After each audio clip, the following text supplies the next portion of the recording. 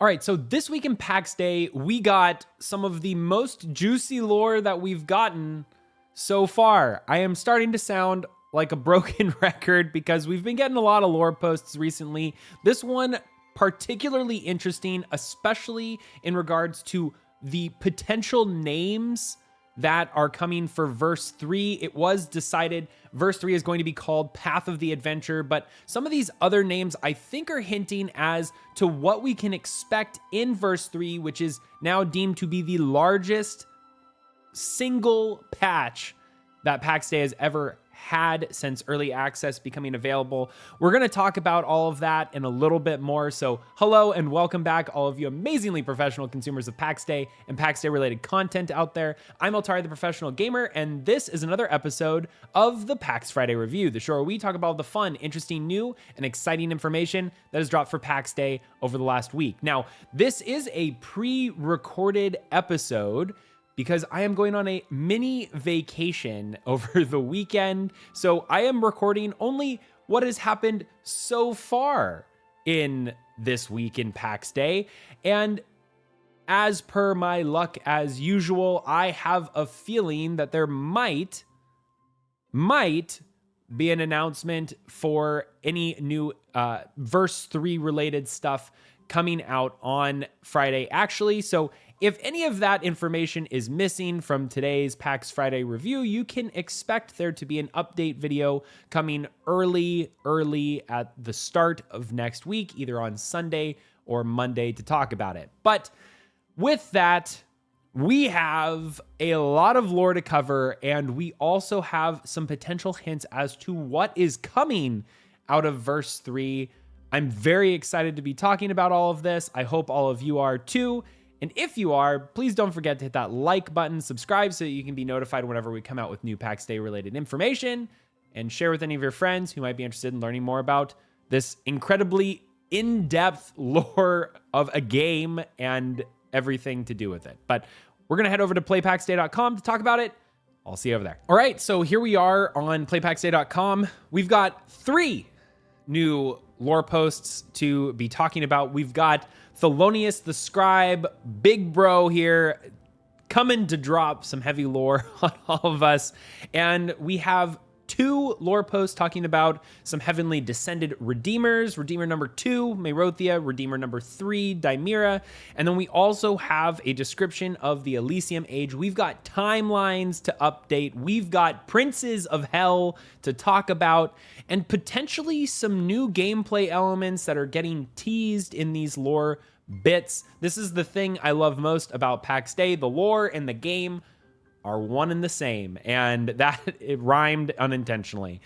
There's a lot to cover. This is going to be a summary of everything. We are planning to go in depth on all of the lore. So if you enjoy that type of thing, be sure to subscribe and be on the lookout for it. We also just spent over 5 hours last Saturday talking about all of this in a very professional live stream, having conversations, having fun, and hanging out with the community. So if you haven't, go and check that out. It is linked down below in our live stream playlist. It was a good, fun time. Let's go ahead and get into it, though. Methia, who is she? What is she? Why is she? Why are we reading about her? So Methia, she is one of the heavenly descended redeemers. So these are individuals that were sent down by the divine to bestow upon humanity certain gifts. We have Protanoia, who came down. She established the garden. However, turns out that one of the princes of hell was able to corrupt that garden in one way or the other by getting the humans to take fruit that was not needed, and they tried to gain power in that way, which led to the tree dying, the humans being expelled from said garden and going out into the world.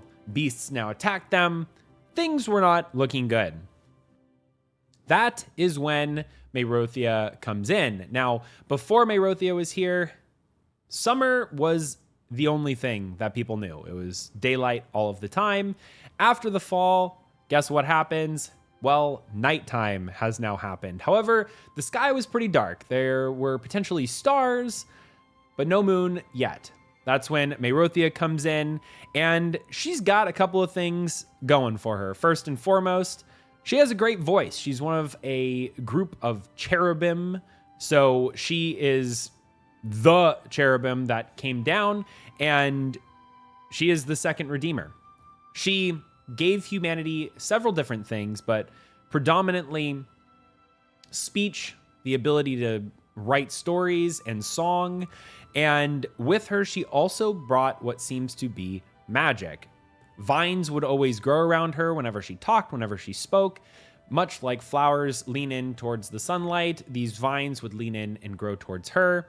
Birds also came back. We know from last week's lore post that birds and their connection to the Fae are pretty strong, but also birds, the reason why they exist is because the divine took away all of the angels, the cherubim, who were singing in the splendor of the creation from previous iterations, and, well, the divine said, where's the music? So birds were created.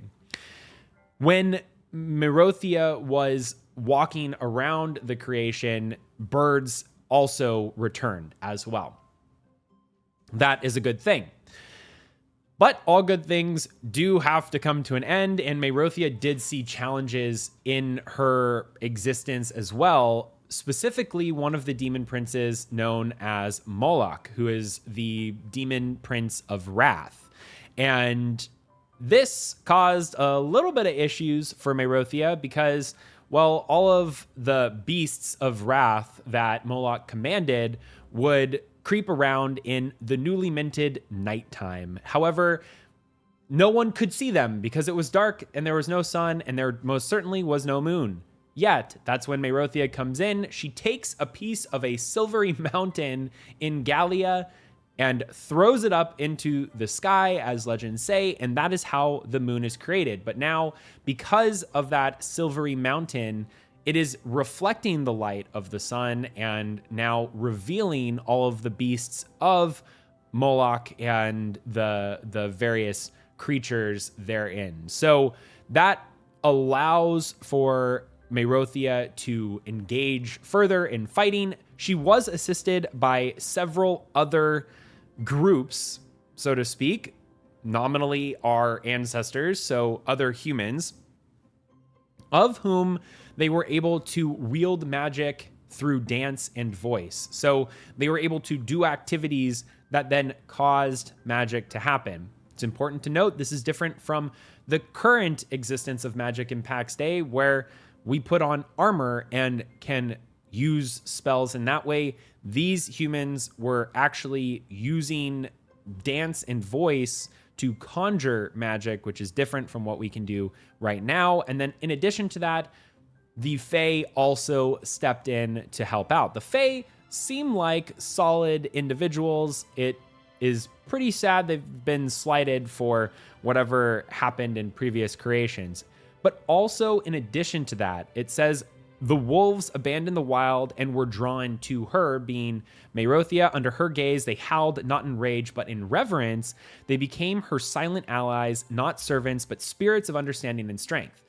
This was something that I found incredibly interesting, considering that if you go and look at what the potential names for verse 3 were, we obviously decided that it was going to be Path of the Adventure was the actual name of verse 3. That's what the community voted on. We had 813 votes for that. However, there are other names that existed that were potential. You wouldn't name a verse, the largest verse that has come out for Pax Dei since early access launched. You wouldn't name it just something willy-nilly unless it had something to do with what was coming out. To recap, those name potentials were Adventurer's Guide, Armor and Weapons, Arsenal, Path of the Adventure, and Player's Companion. Now, of those, Armor and Weapons and Arsenal both make sense because we know knighthoods and soldiers are going to be coming in. We also know that Armor's getting a complete and total rework to include all these new nuances for armor to create distinction between different sets and different armor types. But then also we are getting an entirely new weapon, the life healing staff, as well as all weapons now get 3 different abilities with them as well. So arsenal and weapons make sense. Adventurer's Guide and Player's Companion, though, not as much. During our last very professional live stream, we talked about this, and it was under my opinion that maybe it's in reference to horses. However, reading this, where also the wolves abandoned the wilds and were drawn to her, they howled not in rage, but in reverence. Is this a allusion to what we might be able to see in the future with regards to taming wolves? That the wolves were actually okay with humans and that they weren't baddies? I mean, I know Luna Wolf would disagree with that, but it seems to me like this is a hint that we will be getting creature taming at some point in time. And I find it very interesting that it says Player's Companion and Adventurer's Guide here, because Player's Companion, a companion is someone that follows you around. Obviously, this could also be like a compendium or something like that, which maybe a guide would lead into. But a Player's Companion, though, to me, that sounds like something that's following you around, like you've tamed it. Maybe these wolves. Nevertheless, the moon was created. The bad guys were pushed back for a time, but then, and we got some new demon prince names. We have Lucifer in this one, who is the demon prince of pride, and then obviously Leviathan, who we have heard of before. That's the demon prince of envy. And they come in and they start causing some ruckus. What did happen is still not necessarily known. Lucifer probably tried to tempt her with some pride. Envy came in, and they might have been competing here and trying to sway Methia to fall in one direction or the other. But she ended up not. She ended up leaving her spirit wounded, but she did defeat both pride and envy, and that was a good thing. When she left, though, she left no temples, no crowns, and no empire, just the moon, stories and song, and because of that, also memory. So with that, winter came with Methia, but now we have Daimra, who came after that. There was a period of time after Methia's departure where there was no Redeemer present. However, in fact, that would be from 876. There was about 376 years between when Daimra came and when Methia left. And during that period of time, because of the song and the written word and memory, humans now were able to create community. Daimra comes in, and with her, we have the first instances of sages, shamans, and druids. These are different than the Inquisition that you see today, slinging fireballs or our fire casting abilities, but these are entirely new kind of respective disciplines in magic and where they come from. So sages, shamans, and druids all appeared alongside Daimra, or before Daimra's coming. So then when that happened, Daimra came in, and she was there to grant humanity seeds, tools, and care. Now, of those three, I think arguably care is probably the most important for the progression of humanity. However, agriculture and craft were both equally important, and all of these tied together in now allowing humanity to become communities, as opposed to tribes of people going from here to there to everywhere and kind of living a little bit more of a traveler's lifestyle, a caravan of sorts. But now, because they had the crafts, the tools, the agriculture, and obviously the care that they shaped for one another, they were able to make communities. Also with Daimra, we have the two transitionary seasons between winter and summer appear. This is where we get autumn and spring. So with that, though, we finally get clarity as to who the three demon princes that were banished to the Nether in previous lore posts are actually hinted at. But this, we now have clarity on it. It was Zeb, or Beelzebub, Mammon, and Moloch. So those are Zeb is the prince of gluttony, Mammon is of greed, and Moloch, again, is of wrath. Now, with this, the only other things that are really, really important to mention here, other than what we've covered previously, Daimra creates the ancient stela. She works with the Fae in order to do this.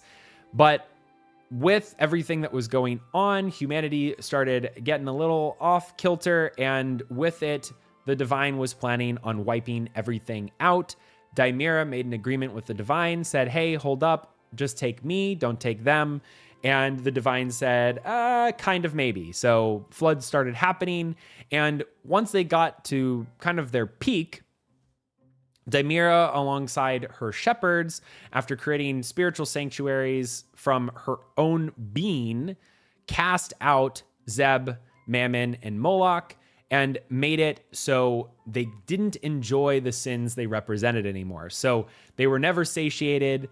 They could never be happy and find joy in any of the things that they did previously. She was effectively encrusted on their very souls, and she was a burning reminder to them that they could never enjoy what they wanted to ever again. So they were left permanently scarred by Daimra, and her body remained over the center of the world, what's called Axis Mundi, and over Protanoia's tree, her essence slowly trickling into the ley lines throughout all of Pax Dei. That is so much lore to talk about just in those two things alone, but then obviously we have the Elysium Age. Now, this is the start of the Age of Man. Before this, we had a lot of Redeemers doing work, and obviously actually a lot of Fae stepping in and doing stuff for humanity. The last two stories included the Fae.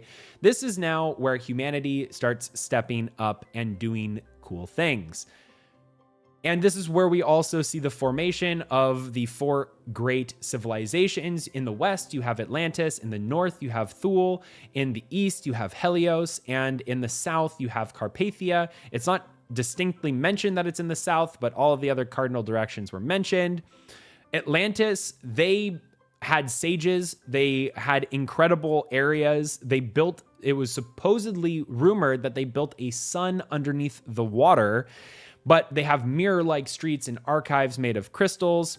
This sounds really cool, but they had a lot of people preparing for practicing in artificery and alchemy. But then to their north, you have Thule, which is kind of more of the tribalistic, shamanistic peoples. They definitely take their roots from the wild firsts, which were the first people after the fall of the garden who didn't know how to communicate, they were kind of more barbaric in many ways. But the Thulians actually, took on some of those cultures and used them as their own. They have chieftains. They don't rule by crown. They rule by trials. Very much so kind of Germanic feel, tribalistic feel, Highlands feel, really cool with Thule. Then we have Helios to the east. This kingdom had 7 golden cities. They were ruled by philosopher kings, and they, very much so like Atlantis, had a lot of knowledge, but their pride was much so deeper, and they saw themselves as worshipers of order, but obviously that can go wrong pretty quickly. So then their priests also believed themselves to be custodians of divine memory, and they bent light to their own will. Then in Carpathia, this is where the critical problems occur. In Carpathia, you have the Prince of Hell, also known as the Great Deceiver, who comes in and actually makes himself the king of Carpathia and is the ruler of Carpathia, and people went and followed him.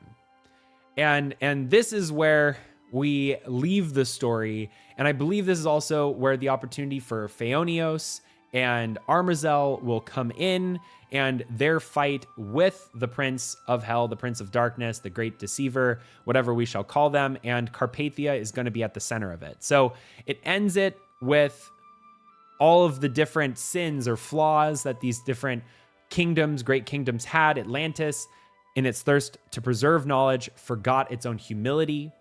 So they were prideful. Thule, in their reverence for strength, sowed seeds of endless retaliation. Maybe they were wrathful, who knows? Helios, in their worship for order, cast out compassion. Carpathia, in its desire for perfection, gave pride a crown. Literally gave pride a crown. So if they're giving pride a crown, then that would make me feel like the prince of hell actually might be Lucifer, because he is the prince of pride, and maybe pride is literally referring to the demon prince of pride. We have yet to see that, so I'm interested to hear what you all think about all of this in the comments, but it is really, really cool to see this lore continue to get refined and pushed out to us so that we can start interpreting it and looking for things. What I'm most excited for is it almost sounds like they're trying to tease wolves there being tameable, and Methia is the one to do it or allow it to happen. We also got some hints as to druids and sages and shamans, which all have now distinctions. So being a sage is different from a druid, is different from a shaman. And we're getting all these teases to things that eventually will be able to be in game. That makes me excited. Hopefully it excites you too. I'm very, very, very interested to see what the next couple of weeks have, where we can finally get notes as to when a wipe is happening for verse 3, what is coming in verse 3. I hope all of you are too. If you haven't done so, hit that like button, subscribe so you can be notified whenever we come out with new Pax Dei related content. Share this video with any of your friends who are interested in learning more about Pax Dei. I will see you in the next video. I hope that nothing came out that I missed, but that is the nature of recording videos before the end of the week. Have a great rest of your day, week, weekend, and I will see you in the next video. Until then, I'm Eltar, the Professional Gamer.